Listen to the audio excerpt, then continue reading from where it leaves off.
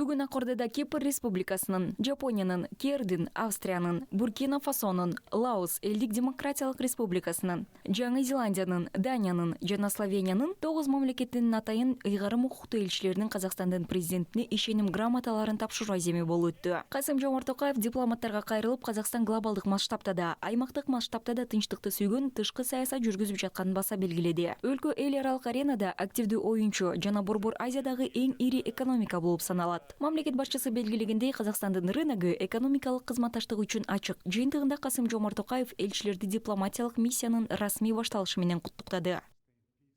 Жаңы